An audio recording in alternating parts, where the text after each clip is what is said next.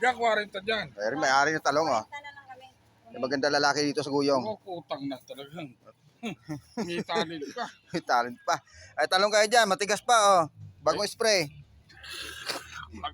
Ako bagong spray ko yan. Eh, daka, hindi.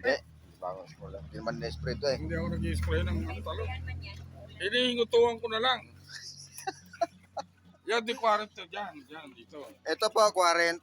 Iyon po, 60. Yung isa, Parehas yung 60. parang 60. Pamili kayo. Yung talong na mahaba, meron. Merong maliit. Wala nang butos yan. Baluktot lang siya. Anong balas ng kilo? Sumayad na siguro. Eh, pag niluto yan, ganun din yun.